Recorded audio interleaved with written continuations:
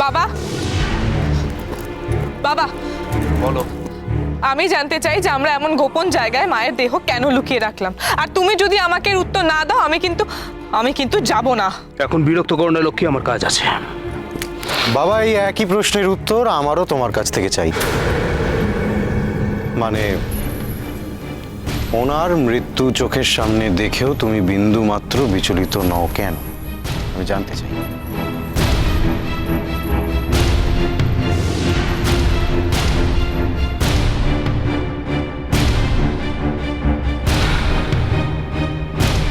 আমি বিচলিত নই, তার কারণ আমি জানি কামিনী ফিরে আসবে।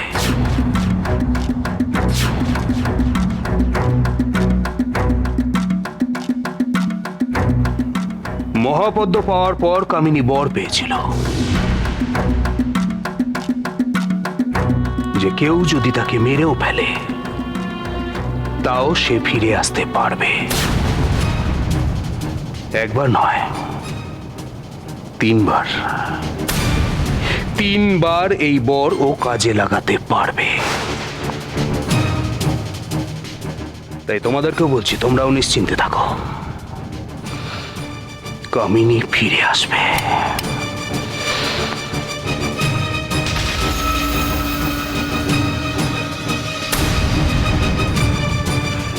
এই কথাটা তারাকে জানাতে হবে।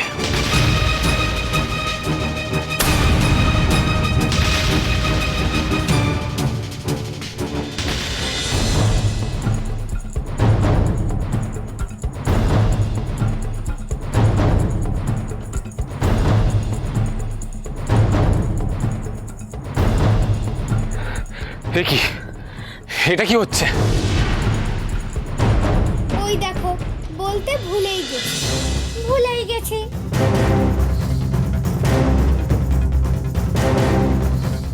যদি তাড়াতাড়ি কাজ শেষ করতে না পারো তাহলে গুহার দেওয়াল এগিয়ে আসবে আর একসময় চেপে মেরে দেবে সবাইকে।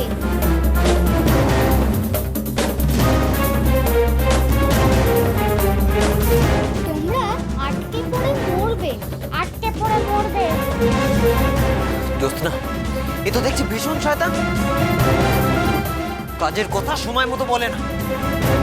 আমরা শয়তান নই, আমরা তো ভুলে যাই। আর তুমি তো লোকটাই ভুল। তবে রে, দাঁড়াও দাদা, আর কোনো উপায় নেই কাঞ্চন। বাঁচতে হলে ওই তীর তুলে একই সময়ে ওই জায়গায় আমাদের কিছু একটা বসাতে হবে।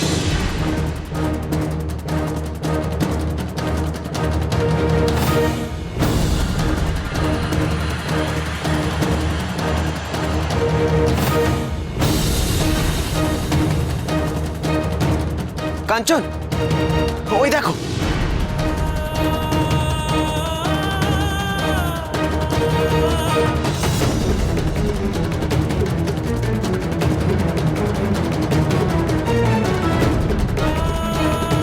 কাঞ্চন, তুমি তীর ছুঁড়ে ওই পাথরটা ভাঙতে পারবে?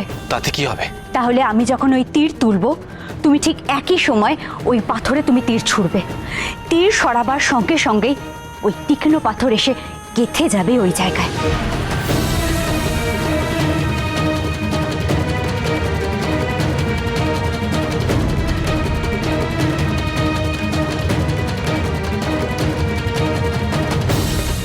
কাঞ্চন, বেশি সময় নেই, যা করার তাড়াতাড়ি করতে হবে, নইলে এই দেওয়ালের মাঝে পিষে মারা যাবো আমরা।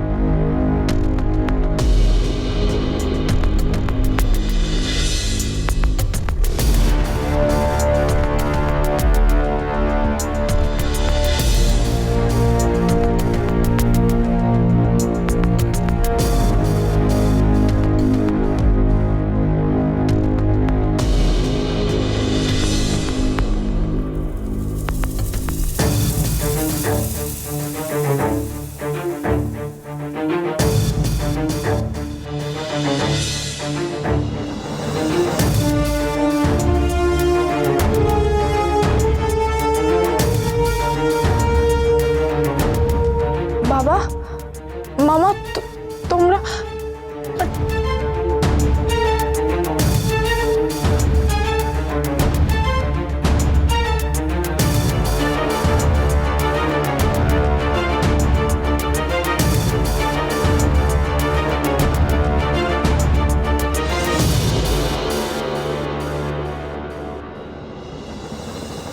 বাবা, এইসব কি হচ্ছে? এইগুলো কি হচ্ছে? কামিনীর অবর্তমানে মহাপদ্ম আর মহাশঙ্খের শক্তি তার উত্তরাধিকারীকে খুঁজে নেবে। আমরা সেটা জানাতেই এখানে এলাম।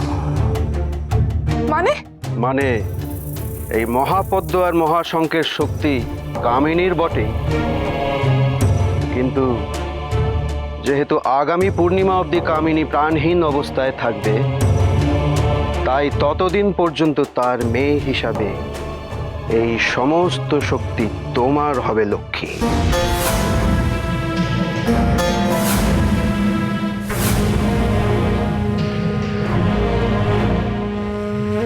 এটাই তোমাকে বলছিলাম, সর্বনাশ হতে চলেছে।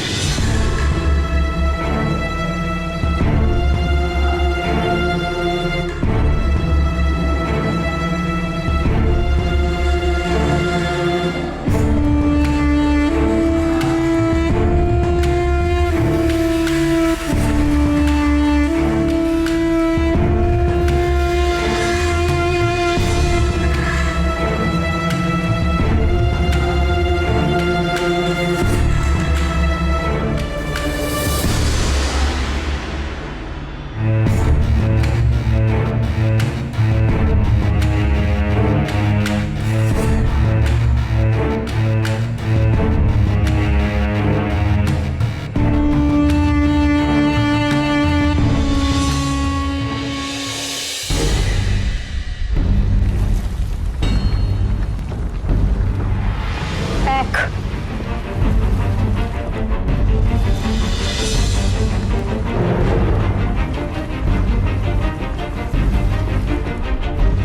দুই, তিন,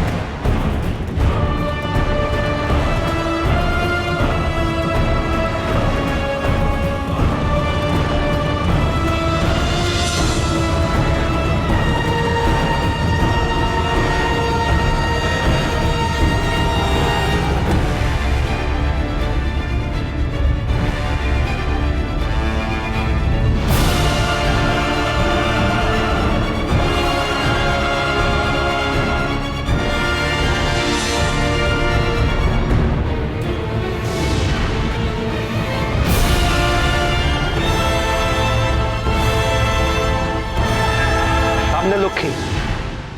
এই শক্তি কিন্তু খেলবার জিনিস নয়।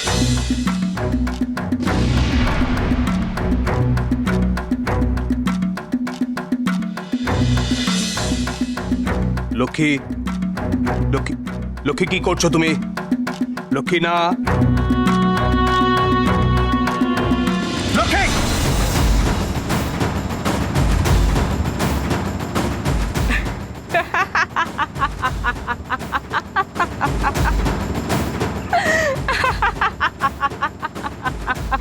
লোকে এত শক্তি পেয়ে গেল। আর যতদিন না কামিনী ফিরছে ততদিন এই শক্তি দিয়ে লক্ষ্মী যে কি করতে পারে আমি ভাবতেও পারছি না।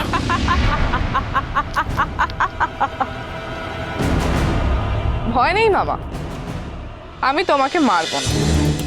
আর এই শক্তি কিভাবে সামলাতে হয় সেটা আমায় কাউকে শিখিয়ে দিতে হবে না। আমি নাগরানী কামিনীর কন্যা, আর এই শক্তি কোথায় ব্যবহার করতে হবে আর কোথায় ব্যবহার করতে হবে না সেটা আমাকে কাউকে বলে দিতে হবে না।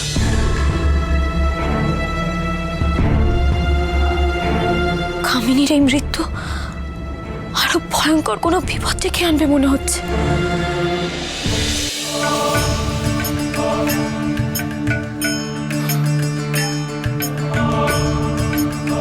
জ্যোৎস্না, প্রথম জিনিসটা তো আমরা পেয়ে গেছি, এবার দ্বিতীয়টা। ধনুক বাণের সাথী, রামচন্দ্রর ভাতি, অর্জন যদি করো জুড়াবে যে প্রাণ। বাণ আমরা পেয়ে গেছি, এবার তার সাথী ধনুক। মানে রামচন্দ্রের যে ধনুকের কথা গুরুদেব বলেছিল, এবার সেটা উদ্ধার করার সময় এসে গেছে। বেশ, চলো তবে। চললে যে বড়, কোথায় যেতে হবে জানো? জানো? এদের কথা একদম শুনবে না। দুজনে মিলে একটা কথাও পুরো বলতে পারে না, সব কথা অর্ধেক বলে।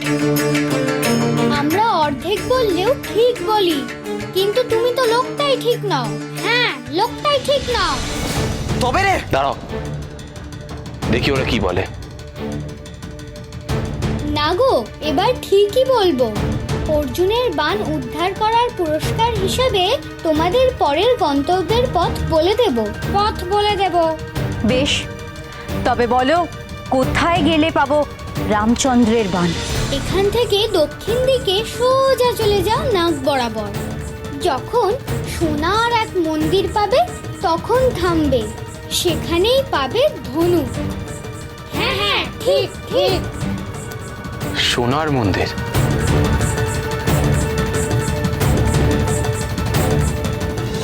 তোমরা ঠিক কথা বলছো তো?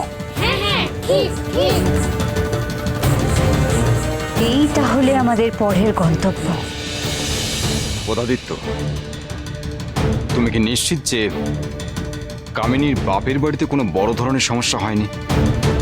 না দেখো, কদিন আগেই ওর দাদার বাড়িতে কোনো সমস্যা হয়েছিল বলে গিয়েছিল, আবার বলছো ওর দাদার কোনো সমস্যা হয়েছে তাই ওর বাপের বাড়ি গেছে। ঠিক কি হয়েছে আমাকে বলবে? না না মহারাজ, মানে ওখানে বড় সড়ো কোনো সমস্যাই হয়নি। আসলে কামিনীর দাদার সত্যি সমস্যা হয়েছে তাই গেছে। আমি তোমার মিত্র, তুমি নির্দ্বিধায় আমাকে বলতে পারো কামিনীর কি কোনো সমস্যা হয়েছে? না, তুমি হয়তো দ্বিধাগ্রস্ত হচ্ছ। আবার এমনটাও তো হতে পারে যে আমরা কামিনীকে কোনো সাহায্য করতে পারতাম, তাই না?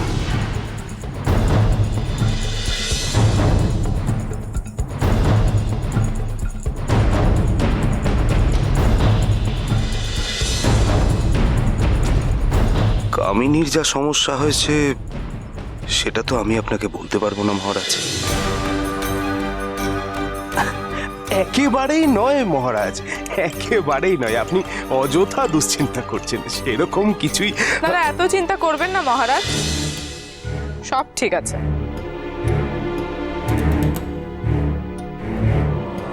না, আসলে মা আমাকে যাওয়ার আগে বলে গিয়েছিল যে এত চিন্তা করার মতন কিছুই নেই, সব ঠিক আছে। মহারাজ, আপনি যদি ঠিক মনে করেন তাহলে আমাদের একবার কামিনী দাদার ওখানে যাওয়া উচিত।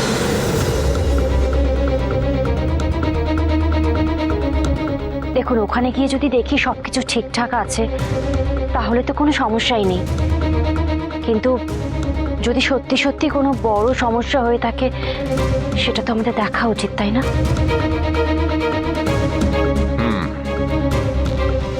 তুমি ঠিকই বলেছো রক্ষী। পদাদিত্য, আমরা কামিনীর কাছে যাব, আর রক্ষিণী তুমি তোমার যাওয়ার ব্যবস্থা করো। ঠিক আছে। হে প্রভু, পথ দেখাও।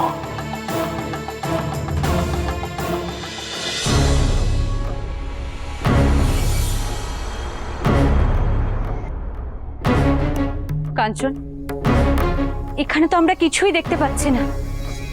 আদৌ কি আমরা ঠিক পথে যাচ্ছি? আমি এখনো বলছি তোমাদের, খরগোশদের কথা শুনে আমরা ঠিক কাজ করিনি। আমরা নিশ্চয়ই ভুল পথে এসেছি। আমাদের কাছে তো কোনো হদিশও ছিল না, অন্তত একটা পথ তো পেয়েছি। দেখি না এগিয়ে কি হয়। বেশ, তাই চলো।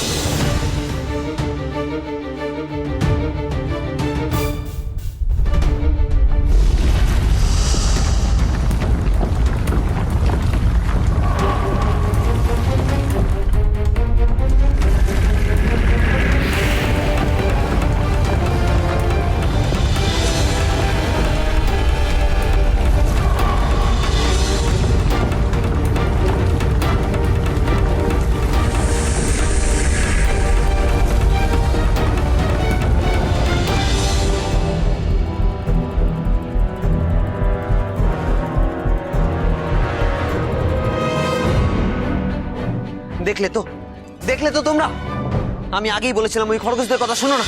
এবার দেখলে তো কি হলো। কিন্তু এমন বিপদটা যে হবে সেটা তো বুঝতে পারিনি।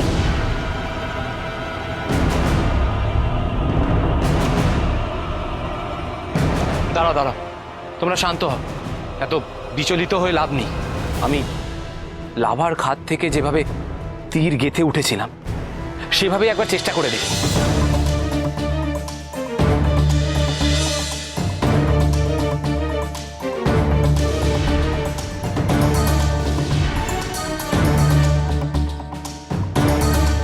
পারবে না, পারবে না।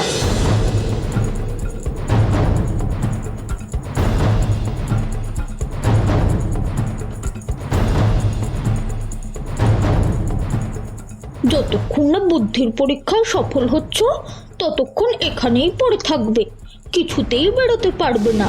বকবকুম বকুম।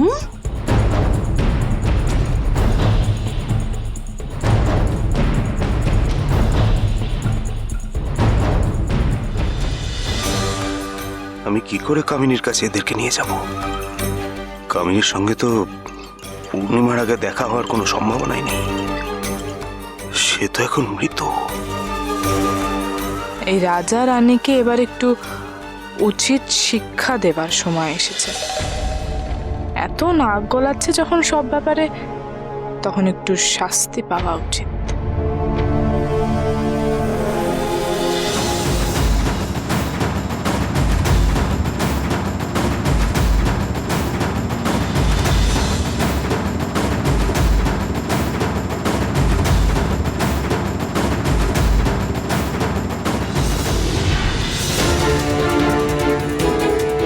রানীমা, আগুন আগুন! রানীমা, রুক্মিণী,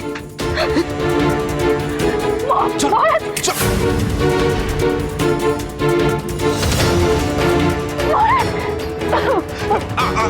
আমি জলের ব্যবস্থা করছি। রুক্মিণী, রুক্মিণী, সাবধানে।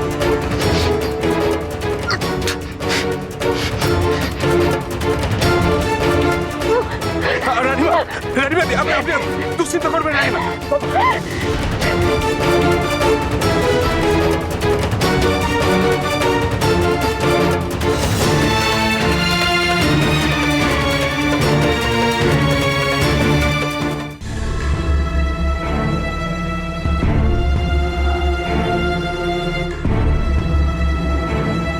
বসে খাই। রুক্মিণী, তুমি তুমি ঠিক আছো তো?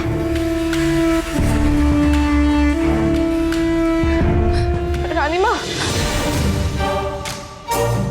রানীমা, রানীমা, আপনি ঠিক আছেন তো? রানীমা, আপনার কিছু হয়নি তো? আপনি ঠিক আছেন তো? আমি ঠিক আছি, কিন্তু মহারাজ, মহারাজ, এই কক্ষে তো কোথাও কোথাও কোনো আগুন নেই। তাহলে আমার আঁচলে আগুন লাগলো কি করে? হ্যাঁ রানীমা, সেটা তো আমিও বুঝতে পারছি না। আগুন তো কোথাও নেই। কি মহারাজ, কি আপনার হাত তো আগুনে ঝলসে গেছে দেখছি। আমি এক্ষুনি বৈদ্যমশাইকে পাঠিয়ে দিচ্ছি মহারাজ। ওরা তো ঠিক আছে। লক্ষ্মী, তুমি এসো আমার সঙ্গে, তোমার সঙ্গে কথা আছে। লক্ষ্মী, এসো আমার সঙ্গে, কথা আছে।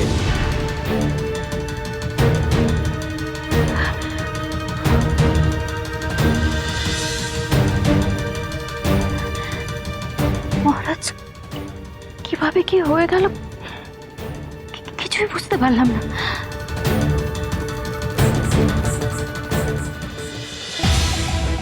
মায়াবী গুহায় যেতে যেমন ত্যাগের পরীক্ষা দিতে হয়, সোনার মন্দিরে যেতে তেমন বুদ্ধির পরীক্ষা দিতে হয়।